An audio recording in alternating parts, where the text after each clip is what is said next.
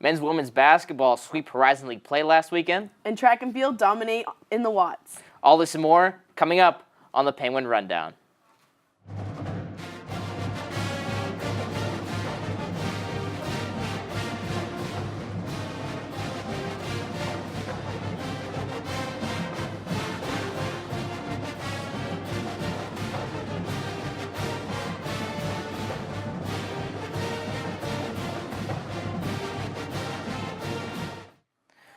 Welcome into the Penguin Rundown. We're your hosts this week, Chris Colella, alongside with Christina Sanovich. Christina, we're already into February, only a month off from NCAA basketball tournament play. Absolutely, and the women were at home, and now the men are going to be at home and the women are going to go on the road. But I'm excited for that men's game tonight. Absolutely, and we're going to talk about some basketball later on in the show, but I think before that, we're starting off with some track and field. I am. The YSU track and field team competed in the YSU Mid-Major Invitational held in the Watts. Several Penguins won events during the weekend. DeQuayne Watson was the first in the triple jump with a jump of 14.20 meters on his last jump of the day. Senior Chad Zala set a YSU Mid-Major Invitational record with a time of 21.37 seconds in the 200-meter dash. There were also multiple top 5 finishes in the 60-meter event for the Gwens. Junior Jalea Elliott won the 60-meter dash and 200-meter dash. Elliott set a new mid-major invitational record in the 60-meter with a time of 7.38 seconds.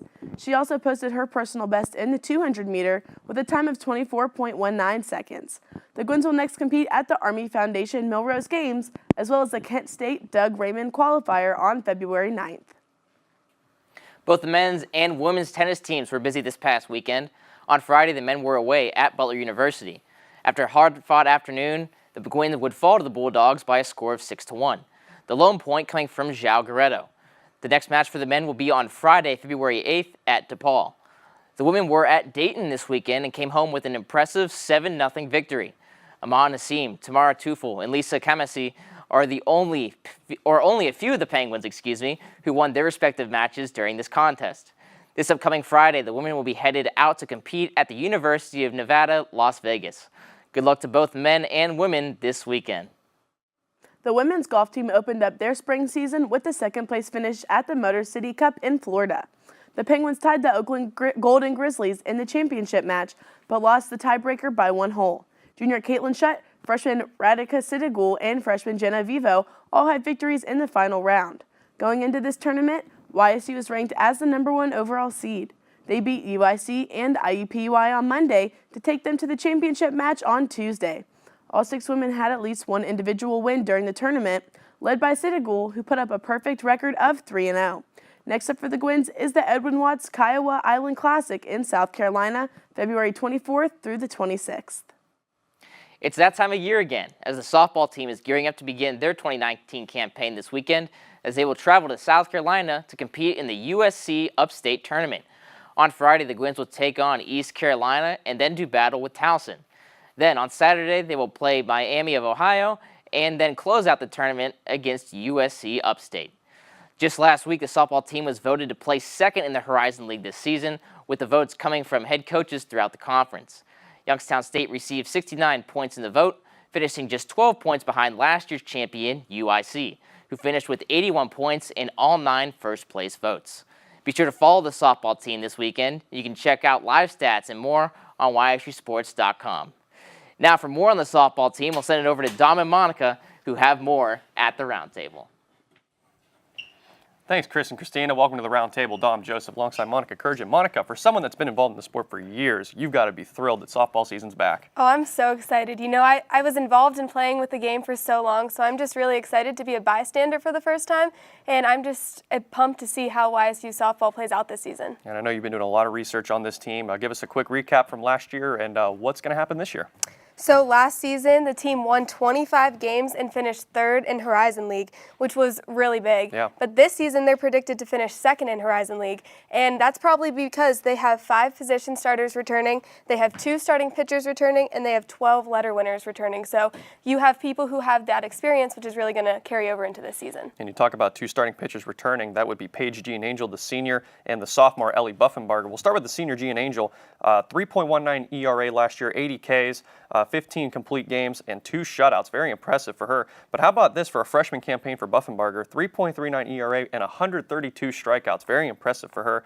But with good pitching, you need to have run support. Will the Penguins have it? I hope they will, and I think they're going to be led by senior Lexi Zappatelli. You know, last season she batted .413, which was 36th nationally. So not even in their own conference. That was nationally, which is a very big honor. Yeah. She had 30 runs and 22 RBIs.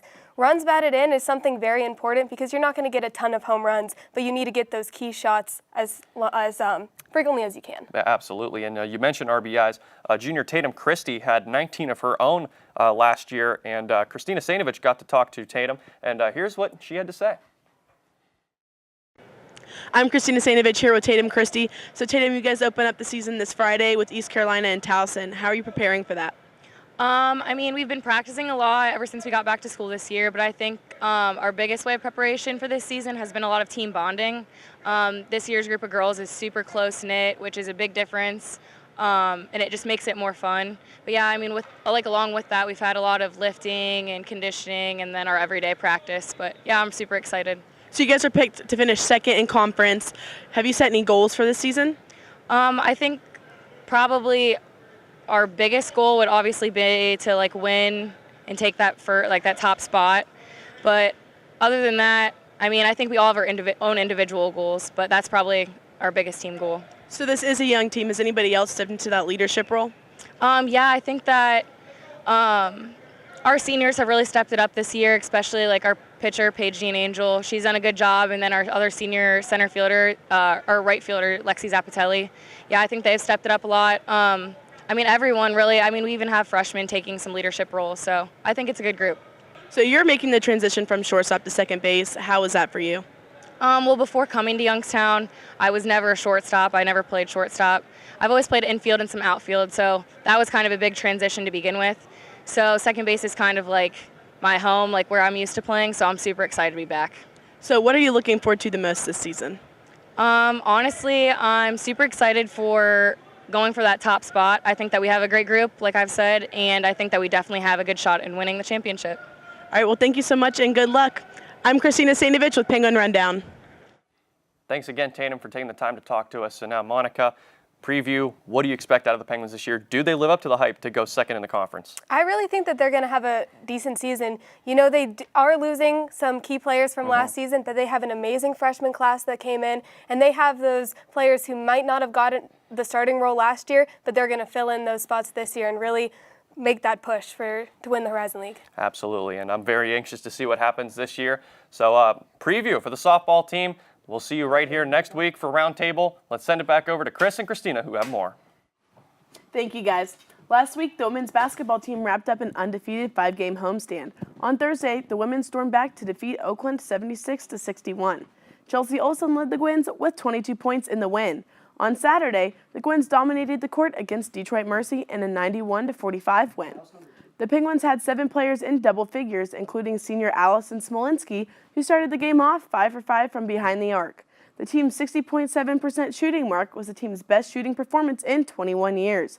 The Gwins made the Titans pay on the defensive side, scoring 29 points off of turnovers. The women's next game is Friday against IUPUI in Indianapolis. Tip-off is set for 7 p.m. On Sunday, the women will be at UIC with tip-off at 1 p.m. Men's basketball won big this past weekend against the Oakland Golden Grizzlies and the Detroit Mercy Titans. On Thursday, the Gwins beat the Grizzlies by a score of 75-74. Freshman point guard Darius Quisenberry led the team in points with 23, while 3 other players also scored in double digits. Fresh off of that win, the men had another close win at Detroit Mercy, taking this one by a score of 72-70. Sophomore Naz Bohannon had himself a night, leading the team with 15 points, 9 rebounds, and 7 assists. Junior Devin Morgan was another key player, hitting the go-ahead 3 with 13 seconds remaining. Quisenberry's 14 points led him to breaking the YSU record for most points scored by a freshman since joining the Horizon League in 2002. Quisenberry broke Doug Underwood's record of 290 points from 2002 and now holds it at 302. To top off the great week, Quisenberry was also named the Nike Horizon League Freshman of the Week. Earlier this week, Christina was able to catch up with both Quisenberry and Bohannon on what they had to say about their performances and the rest of the season. So you scored in double digits in both games last week. How were you able to have that success? I think, one, my teammates get me the ball in the right spot and just having to make plays in the games and coach giving the ball in my hands. You led in points, rebounds, and assists at Detroit Mercy last week. What clicked for you? I struggled the game before, so going into the game, I talked to Coach Paul and my teammates, and I said, today I'm going to do everything like to my best ability. And they were in a 2-3 zone, so my coaches told me get in the middle and make plays for my team. So you guys have a 4-game homestand coming up. How are you preparing for that? Just going hard every day in practice, taking it day by day, game by game. I think the way we prepare in practice is the way we prepare in the game. So if we go hard in practice, and it will show in the game. We're just going hard every day. We're taking each game by game, and we need W, so just go hard. So you guys are still competing for that spot in the tournament. What's the mindset in the locker room like? I think everybody wants to win. Everybody has a mindset of winning, and I think everybody knows that we can win out because we've had close game by close game. So I think if we play the way we should, I think we should definitely win out. Everybody just wants to win out. We feel like we can finish winning the rest of our games in the regular season, and if we get in the tournament, we can go win the thing. So is there a teammate that has stood out to you over the last few weeks? I think everybody's picking up their game. Like every person, Nas played very well last game. Sally played tremendous for him in both Oakland and Detroit. G's playing well. Mike stepping his game up. Devin's making shots. So I think everybody's coming collectively together to play well as a team. A teammate, like individually? Yeah. No, I'm not saying Darius. Darius plays well for a freshman. He does things he's supposed to do. He still makes some mistakes because he's young, but he has all the potential in the world. And, yeah, that's about it. Have you set any personal goals for the rest of the season? Not really to set any personal goals. I think for me it's just my personal goal is to make the tournament for one and get that top 4 spots so we can play a tournament game home and then obviously go win the tournament. Win. Yeah, and I'm looking forward to trying to get 500 rebounds. Oh, that's a big accomplishment. Well, good luck with that. Thank you so much. All right, thank you. These 2 clutch wins bring the Penguins to 8-16 overall and 4-7 in the Horizon League. Up next for the men is a 4-game homestand, starting off with Milwaukee tonight at 7 p.m. in the Bigley Center and on Saturday against Green Bay at 6 p.m. Best of luck to the Penguins as they continue to fight for a tournament spot. The bowling team will be back in action this weekend as they travel to Orlando, Florida to compete at the Sunshine State Winter Classic.